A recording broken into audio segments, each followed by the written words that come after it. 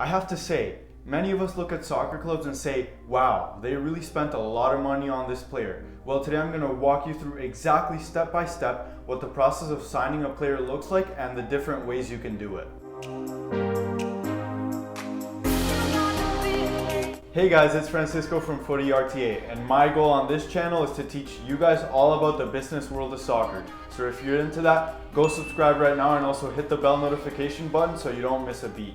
With that said, there are three ways a club can get hold of a player. Either one, the most common one, straight out buy-in, two, lease, and also free agency. Starting off with the one we see most often is the buy-in. And this one can take the longest, especially since the negotiations can go on for months if needed. So during these negotiations, the parent club doesn't actually have to agree to a deal if they don't want to sell the player.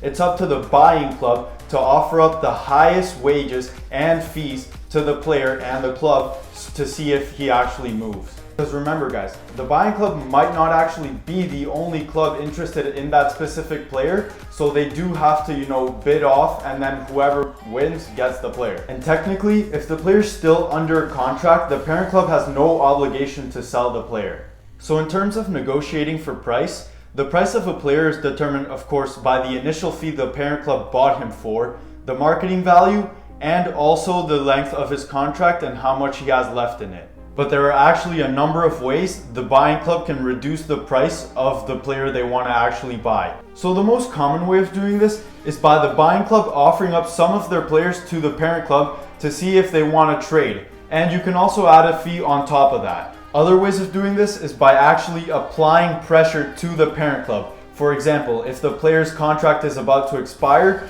or if the player himself wants to leave the club. Neymar's case would actually be the perfect example for this example, because he's been looking for a return to Barcelona, the club he initially gained his fame from, and because PSG haven't lowered his price, then he wouldn't leave. But now, since there's pressure both from the player and the club, Barcelona, now his asking price has gone down from 220 million to potentially 160 million, so there's a higher chance Barcelona might get in this summer. I know, bummer for us Real Madrid fans, but hey, at least we get Mbappe and Haaland, so. Anyways, back to business. So let's say for example that the player's contract is about to expire and the player does not want to re-sign.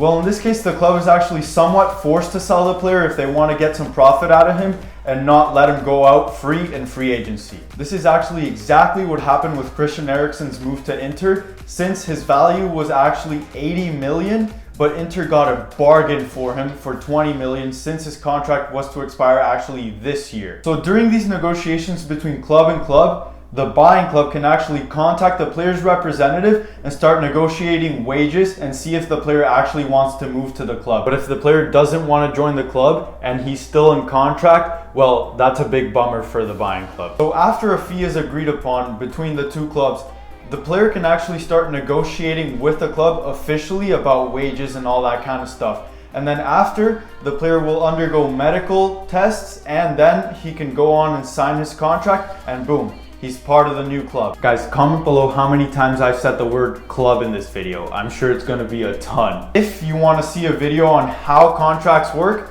make sure to hit the like button down below. It would help me and the channel tremendously so I can give you guys more content. And yeah, let's move on to loans.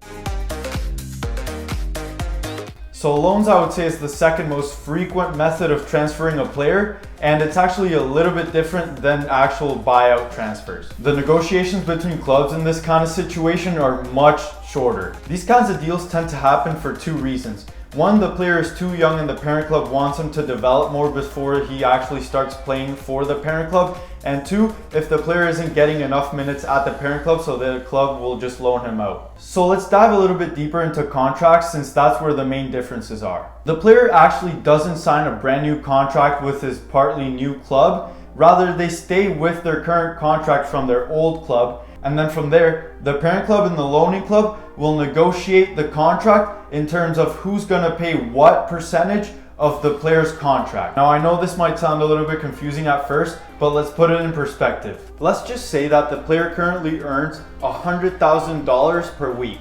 So the lending club would pay around 60% and then the parent club would pay the remaining 40%. It depends on the agreement, but that's usually how it turns out. So loan contracts tend to be a lot shorter than buyout contracts simply because it is a loan. These loans will last about like 1 year to 3 years, pushing it, because I haven't seen many 3-year ones, but yeah, they can go up to that. And then after that loan period, the player will just go back to his parent club.